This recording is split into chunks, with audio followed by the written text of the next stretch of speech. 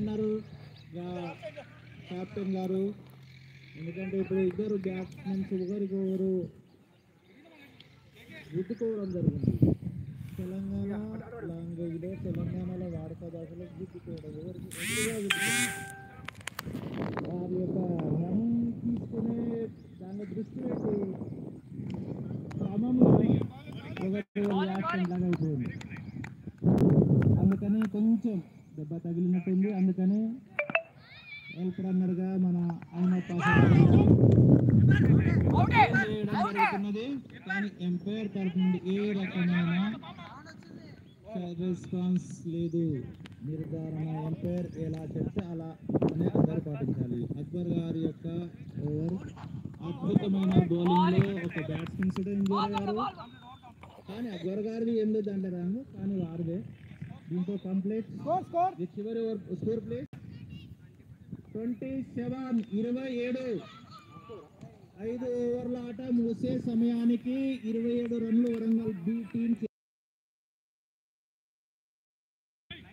ఇది చివరి ఓవర్, ఆఖరి ఓవర్. ఈ తర్వాత ఈ inning complete. Next batting Krishna district.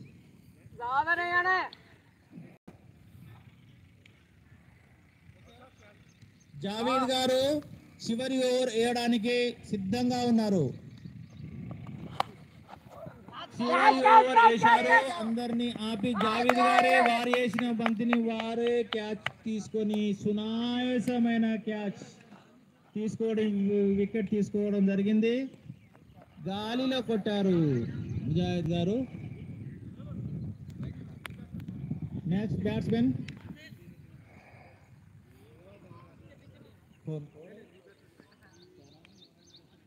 Basil.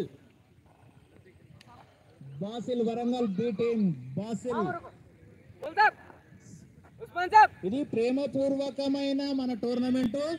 ఎవరు ఏమి గెలిచినా ఓడినా సంతోషంగా ఆ గెలుపునైనా ఓటమినైనా ఆహ్వానించాలి. మేము ఓడామని బాధపడకూడదు, గెలిచామని గర్వపడకూడదు. అన్నీ మనమే, అంతా మనంతా ఒక కుటుంబ సభ్యులం. అది దృష్టిలో పెట్టుకొని ఇది అంతా మన ప్రేమపూర్వకమైన టోర్నమెంట్ కాబట్టి అలానే ఆస్వాదించాలి, అలానే స్వీకరించాలి.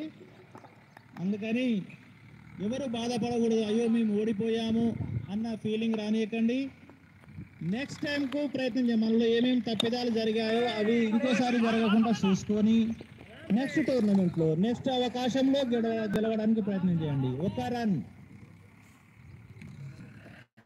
జావేద్ గారి యొక్క బౌలింగ్లో ఒక రన్ వచ్చేసేది.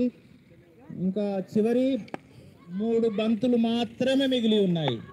మన యొక్క మీడియా వారు శత విధాల ప్రయత్నం చేసి లైవ్ టెలికాస్ట్ చేయడానికి చేయుచున్నారు, ప్రయత్నం చేశారు. మంచి బ్యాట్ బౌలింగ్లు, 2 రన్లు ఓవర్ త్రో మిస్. బ్యాట్ ఫీల్డింగ్లో సరైన తొందరపాటు వల్ల ఇంకో రన్ను వరంగల్కు అతీతంగా రావడం జరిగింది. ఇది కట్ షాట్. ఇలాంటి చిన్న చిన్న తప్పిదాల వల్ల